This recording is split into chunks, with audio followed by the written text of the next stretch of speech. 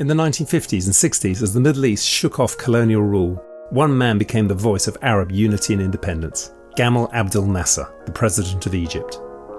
To his supporters, he was a symbol of dignity. To Washington, he threatened an established order that kept oil flowing and Western economies humming. In 1956, Nasser nationalised the Suez Canal, then the world's most strategic waterway. This electrified the Arab world, but it enraged Britain and France. Together with Israel, and without informing the US, they launched a joint invasion. Paratroopers dropped on the canal while Israeli forces swept through Gaza and seized the entire Sinai Peninsula. This opened access to the Red Sea for Israeli shipping. In Gaza, Israeli forces carried out the Khan Yunis and Rafah massacres, killing hundreds of Palestinian civilians. The war left several thousand Egyptians dead, including 1,000 civilians. In the Sinai, Israeli troops executed prisoners of war and civilians in multiple incidents. It was a brutal victory. Yet the military gains were to be short-lived. Under intense pressure from the US, a UN resolution and the mediation of UN Secretary-General Dag Hammarskjöld, Britain, France and Israel had to withdraw. Egypt would retain control of the Suez Canal, and today it's the country's largest source of foreign currency. It generates more than $10 billion a year for Egypt. When the Suez crisis was over, Nasser emerged triumphant over former colonial masters. Britain was humiliated, and Prime Minister Anthony Eden resigned. For many, this marked the end of the British Empire. The balance of power had shifted. The US now called the shots, not Britain, not France. Washington began to see Israel as a capable military partner, a dependable foothold in this important region. In the 1950s, CIA officers sought to cultivate close ties with President Nasser. Miles Copeland, later the father of rock star Stuart Copeland, did succeed in building a personal rapport. Late into the night, he would debate politics and trade jokes with the Egyptian leader. Kermit Roosevelt, fresh from orchestrating the 1953 coup in Iran, also engaged Nasser, but more as a strategist than a confidant. Thanks to these connections, Washington believed it could quietly steer Egypt. But they underestimated Nasser. After Suez, JFK succeeded Eisenhower as president and sent Nasser letters offering aid and encouraging friendship. By 1962, the two were on very good terms. But Nasser politely maintained his independence. He was still focused on pan-Arab unity. After JFK's murder in 1963, everything changed. Neutrality was no longer acceptable to the US. If you aren't with us, you must be a communist. That was the message. JFK's warmth towards Nasser was now replaced by covert hostility. Western intelligence agencies began plotting. They wanted to weaken him politically. Nasser's CIA friend, Miles Copeland, was even involved in a plan to kill him. Although often portrayed in the West as a Soviet puppet, Nasser rejected communism. He saw it as incompatible with Arabia's spiritual foundations and family values. Instead, he championed pan-Arab unity, social justice and independence. Nasser was a driving force in the new non-aligned movement, alongside other leaders such as Nehru, Nkrumah, Sukarno and Tito. He aimed to keep Egypt outside the grip of both Cold War blocs, communist and capitalist. But when Washington refused to help, notably with the Azawad Dam, he turned to Moscow for funding and for arms. For America's hardliners, this was proof Nasser would have to be dealt with. In June 1967, fearing an Arab invasion, Israel launched a preemptive strike on Egypt, Syria and Jordan, igniting the Six-Day War.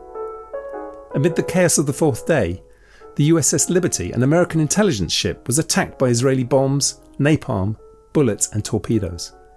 It appears to have been a determined attack to leave no survivors. The ship barely remained afloat. Of the 300 crew, 34 were killed and 171 were wounded. Israel claimed it was a mistake. Evidence later showed that Washington knew of the attack in real time, but did nothing about it. Worse, US aircraft sent to defend the ship were ordered by Washington to return before even reaching the Liberty. President Johnson allegedly said, "I don't care if the ship sinks, I will not embarrass our ally." Preserving the Israeli alliance and the Middle East strategic order mattered more to Washington than the 300 lives of the Liberty's crew. Opposing Egypt, then seen as a potential gateway for the Soviets, was more important, no matter the cost. And so Israel became a crucial ally, a heavily armed, unsinkable aircraft carrier, projecting US power across the Middle East. The alliance was so crucial that Washington chose to let the men of the USS Liberty die for it. Over the years, it seems that for many, belief in Israel became central to belief in the USA. Prior to 1970, Nasser was the target of multiple assassination plots. Miles Copeland was involved in one. Another was organised by British intelligence. The plan was to bribe Nasser's doctor. In return for £20,000, the doctor would poison the president. MI6 agent James Mossman set off to deliver the money. The banknotes were stashed in the boot of his Morris Minor.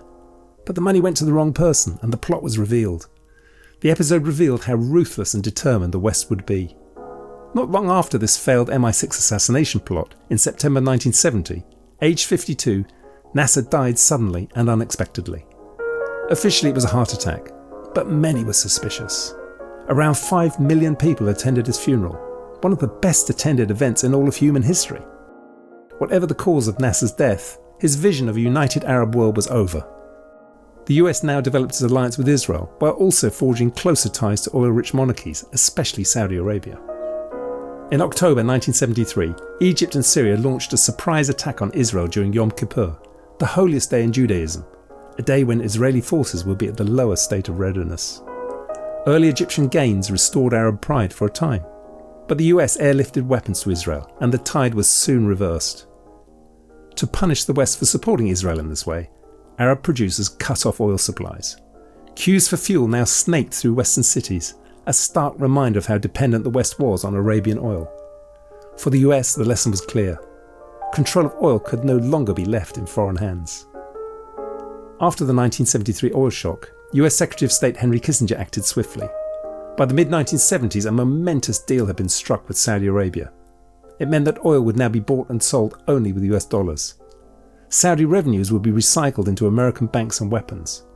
In return, Washington would guarantee the kingdom's security and the lavish lifestyles of its rulers. It was a coldly brilliant move from Kissinger. He created what would be known as the petrodollar system. It was a deal that shielded America from future oil shocks and secured half a century of economic dominance for the USA. Every country needs oil, and now they would need US dollars to buy it. This was great for America's economy. But the bargain came with a terrible cost. The US had tied its fortunes to the most volatile region in the world. The West would now be drawn into endless wars, such as the Iran-Iraq War, 2 Gulf Wars, and further conflicts from Afghanistan and Syria to Yemen. For ordinary people, there was an awful price to pay. In Lebanon, villages reduced to rubble. In Iraq, families escaping fields of burning oil. Afghanistan, boys scratching for survival. In Yemen, homes shattered by bombs made in the UK. And Libya, hosting open-air slave markets. Across the region, the petrodollar has meant fathers missing from dinner tables, mothers mourning lost children, and generations knowing only war. Millions killed or displaced, lives destroyed to ensure US energy security. Perhaps the clearest example was Libya. When Gaddafi tried to sell oil for gold instead of dollars, NATO launched airstrikes. Gaddafi was murdered and the country collapsed into civil war. Africa's richest country became a place of poverty and suffering. Libya paid a terrible price, but Kissinger's cunning system of petrodollars had once again been secured. Secretary of State at the time, Hillary Clinton, was quite satisfied. Yes, we came, we saw, he died. Did it have anything to do with your visit? In conclusion, from Western attempts on Nasser's life to the USS Liberty to the defence of the petrodollar system, the pattern is clear. For the USA, oil and dollar supremacy outweighed everything else, even the lives of their own servicemen. While the public heard stirring speeches about defending liberty or stopping tyrants and terrorists, the real battles were over economic leverage and geopolitical dominance, oil fields, pipelines, trade, finance, and above all, control. For more than 50 years, every Middle Eastern war was about America's petrodollar, whatever pretext the public was sold. In the end, Nasser's dream of pan-Arab unity was crushed by America's need for control, a need often disguised as an honourable fight for democracy. So why do we keep believing stories that dress up murderous greed as noble purpose? Will we always accept this bargain with the devil? Comfort at home, but with rivers of blood abroad. This was History in Bites. Thanks for watching.